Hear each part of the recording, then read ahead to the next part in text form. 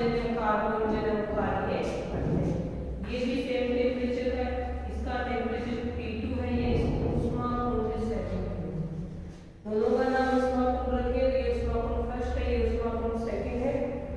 ये T1 temperature का, ये T2 टेम्परेचर का। इसको हम सोर्स बोलते हैं, किस से हीट ली जाती है, कुछ कार्य करके साथ में बची हुई हीट है वो सिंक को दी जाती है। अब यहाँ पे मान लीजिए दो ऊष्मा इंजन कार्य कर रहे हैं, वैसे स्टेटमेंट तो कार्बन का ये रहेगा कि समान ताप वाले स्रोत और सिंक के बीच कार्य करने वाले सभी उत्क्रमणीय इंजनों की दक्षता एफिशिएंसी समान होती है। ये तो इसका मेन स्टेटमेंट है। ये दो समान ताप वाले स्रोत और सिंक है, इसके बीच में जो उत्क्रमणीय इंजन कार्य कर रहे हैं तो इन दोनों की दक्षता समान होगी। दोनों इंजन उत्क्रमणीय होने चाहिए, रिवर्सिबल, दोनों दिशाओं में कार्य कर सके, अगर दिशा में भी और विपरीत दिशा में। लेकिन यहाँ हम जो प्रूव करेंगे उसमें हम ये माने कि ये इंजन ई है, ये इंजन ई डैश है। ये जो इंजन ई है वो इसमें क्या है, रिवर्सिबल है, उत्क्रमणीय इंजन है।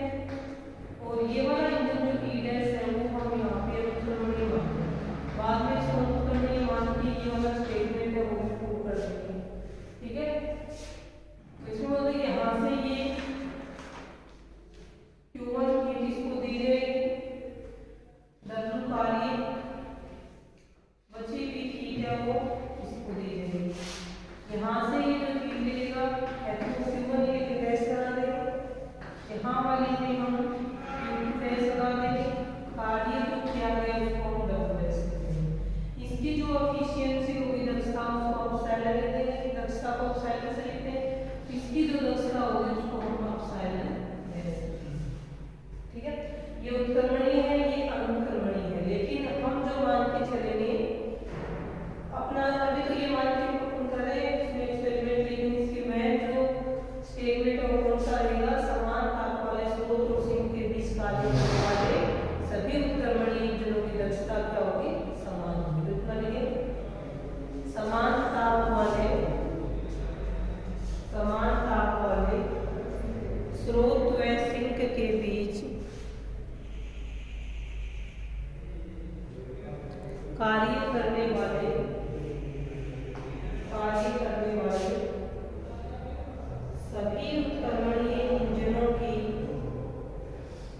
वाले सभी उत्क्रमणीय इंजनों की दक्षता भी समान होती है।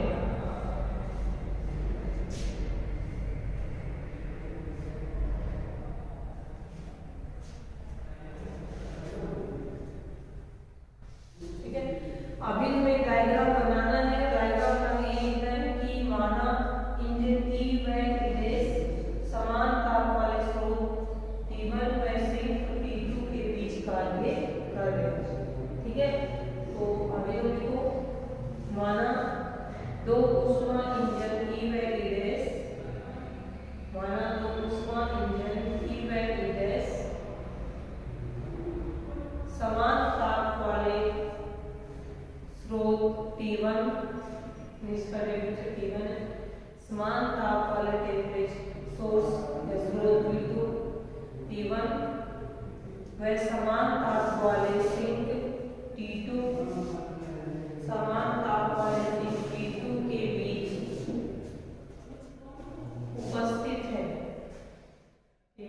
उपस्थित है। डायग्राम वाला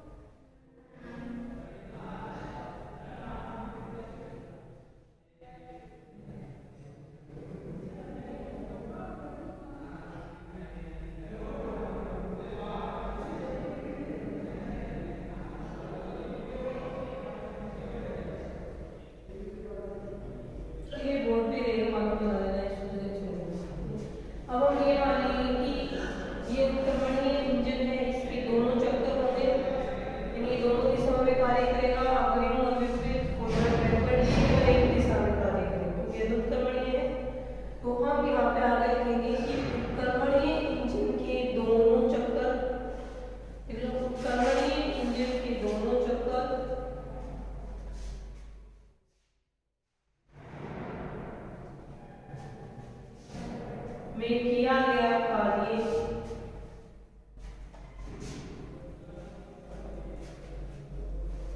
ठीक है। तो उत्क्रमणीय वाला जो अग्रिम वाला दो चक्र में ना अंतर और विपरीत वाला अग्रिम वाला में किया गया कार्य इसको हम W से लिख देंगे वो है Q1 प्लस में Q2 के बराबर रहेगा ठीक है। देखिए ये वाला है जो कि अग्रिम जो चक्र होगा या फॉरवर्ड जो साइकिल होगा उसमें लिया गया कार्य और विपरीत चक्र में किया गया कार्य तो समान ही होगा लेकिन वो साइन अपोजिट हो जाएगा। तो इसका साइन अपोजिट होगा माइनस में Q1 माइनस में Q2। ये है कार्बन चक्र के विपरीत चक्र में किया गया कार्य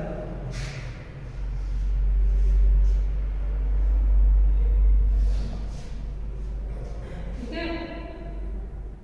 उसके बाद लिखना है अनुत्क्रमणीय चक्र अनुत्क्रमणीय इंजन द्वारा किया गया कार्य उसमें एक ही चक्र होगा। अनुत्क्रमणीय इंजन जो रिवर्सिबल साइकिल था उसके अंदर किया गया कार्य एक ही तरफ से होगा वो उसको हम किससे लिख देंगे W डैश से ठीक है। क्योंकि आगे कार्य यहाँ पे हमने W डैश माना इसका इसलिए अनुत्क्रमणीय चक्र में किया गया कार्य W डैश जो इसके बराबर होगा इसमें Q1 Q2 को डैश लगा लेना है ना तो Q1 डैश प्लस में Q2 इसके बराबर होगा। अब इसमें हमने को देखना ये है कि अनुत्क्रमणीय इंजन से किया गया कार्य अनुत्क्रमणीय इंजन के विपरीत चक्र में किया गया कार्य इन दोनों को आपको लिखना है। कुल कार्य लिखना लिखो अनुत्क्रमणीय इंजन से लिया गया कार्य अनुत्क्रमणीय इंजन से लिया गया कार्य तथा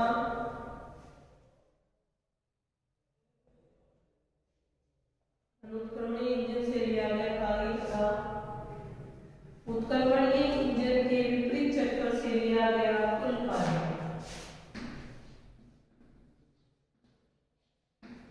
तथा उत्क्रमणीय इंजन के विपरीत चक्र से लिया गया कुल कार्य ठीक है। तो अनुत्क्रमणीय इंजन में लिया गया कार्य क्या था W डैश और प्लस में उत्क्रमणीय इंजन का जो विपरीत चक्र था उसमें क्या गया कार्य माइनस W है ना तो यहाँ पे हम क्या लिख देंगे माइनस W। अब इसको ऐसे लिख देंगे विपरीत चक्र में क्या गया माइनस W प्लस में अनुत्क्रमणीय इंजन में क्या गया कार्य W डैश दोनों के वैल्यू हो गए तो क्या है कि W total equal to minus W क्या था माइनस में Q1 प्लस सॉरी माइनस में Q2 और W डैश क्या हो जाएगा Q1 डैश प्लस में Q2 डैश। इसको वैसे लिख सकते हैं Q1 डैश माइनस में Q1 Q2 डैश माइनस में Q2। इसको रीअरेंज करके लिखा है Q1 डैश माइनस में Q1 प्लस में Q2 डैश माइनस में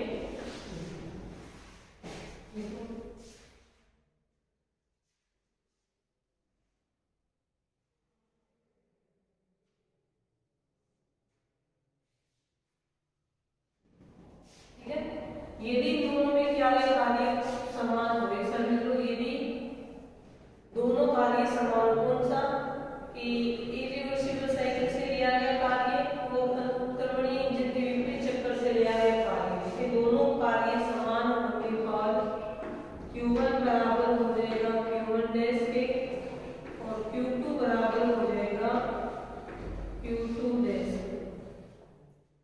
दोनों कार्य समान होने पर Q1 बराबर हो जाएगा Q1 डैश के दोनों सोर्स से जो हीट लेंगे वो भी इक्वल रहेगी दोनों रिसीवर को जो हीट देंगे वो भी इक्वल रहेगी।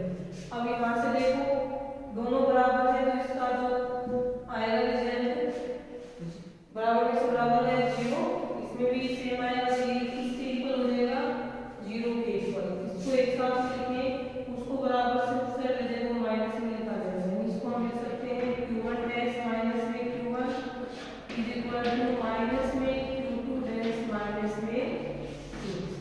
इस प्रकार से माइनस में इस प्रकार से भी इसको लिखा जा सकता है।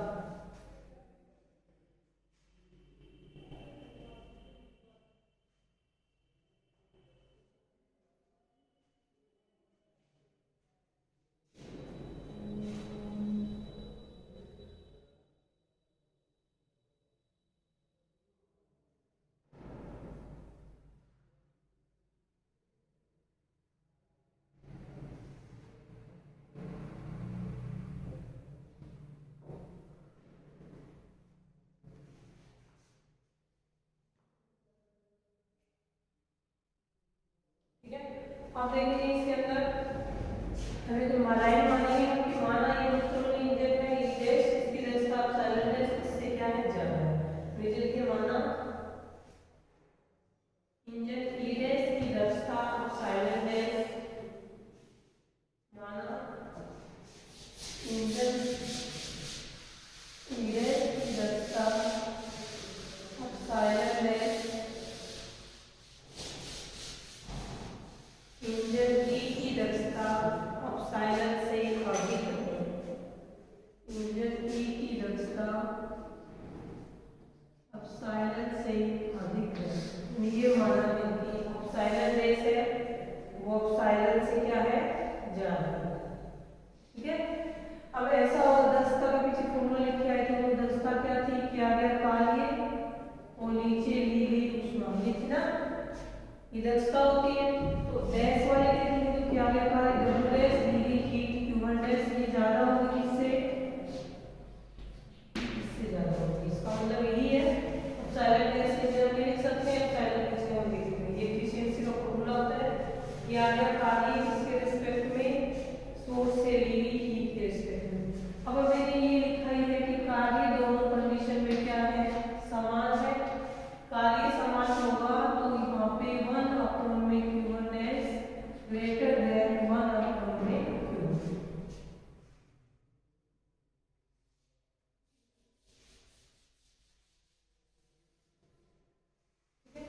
अब इन दोनों में से बड़ा कौन है, 1 Q1 डैश बड़ा है 1 Q1 से, लेकिन Q1 डैश और Q1 की बात करें ऊपर वाले 1 को हटा दें तो बड़ा कौन सा है Q1 बड़ा, ये बड़ा है। ये तो इसमें तो दिख रहा है ये बड़ा है, लेकिन ये नीचे वाले वैल्यू की बात करें तो Q1 बड़ा है इससे, Q1 डैश से बड़ा है। लेकिन यहाँ तो उसका इसकी जो रिजल्ट है वो क्या आएगा, ये बड़ा है तो ये रिजल्ट पॉजिटिव आना चाहिए, लेकिन यहाँ देखो ये बड़ा दिखा रखा है Q1 डैश माइनस में Q1 रिजल्ट किस में आ रहा है नेगेटिव में आ रहा है। तो ये पॉजिटिव में आने के लिए हमें क्या करना है, अपने को Q1 को बढ़ा रखना है। यहाँ रिजल्ट माइनस में आ रहा है प्लस में जाता है, प्लस में लाने के लिए करना क्या होगा कि Q1 बड़ा होगा किससे Q1 डैश से। यदि ऐसा होगा तो 1 में Q1 है वो छोटा होगा किससे 1 में Q डैश से। ये कौन सा है, ये कौन सा आएगा तो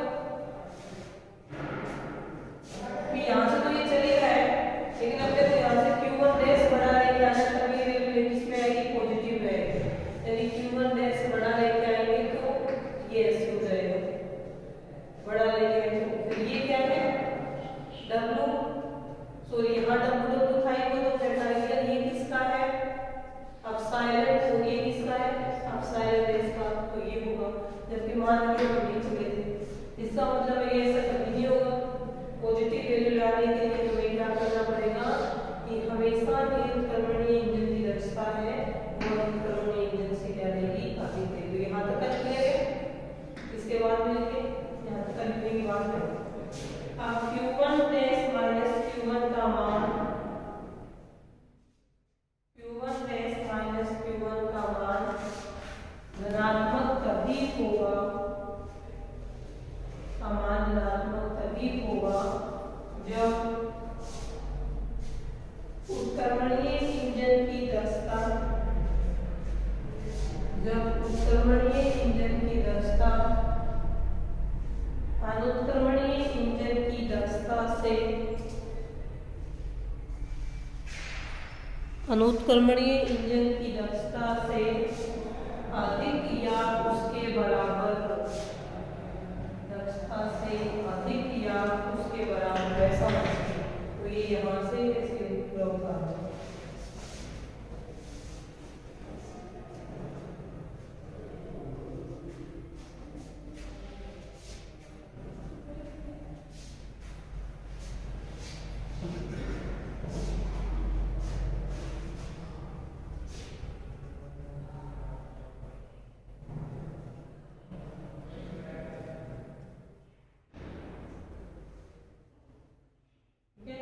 तो इससे प्रूव हो गया कि उत्क्रमणीय और अनुत्क्रमणीय दोनों इंजन को समान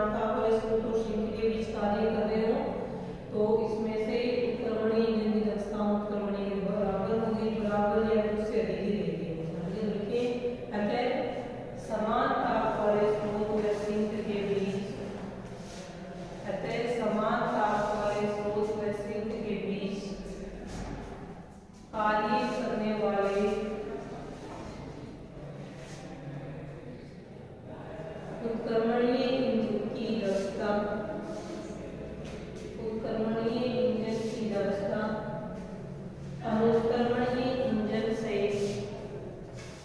अनुत्क्रमणीय इंजन से सदैव अधिक होगी, अनुत्क्रमणीय इंजन से सदैव अधिक होगी। अब ये माने कि दोनों उत्क्रमणीय इंजन हो, इसको हम P1 मान ले, इसको हम P2 मान ले, तो इन दोनों की दक्षता जो साइलेंट 1 है और साइलेंट 0 के बराबर है। नीचे लिखिए, यदि दो उत्क्रमणीय इंजन P1 व P2, यदि दो उत्क्रमणीय इंजन P1 व P2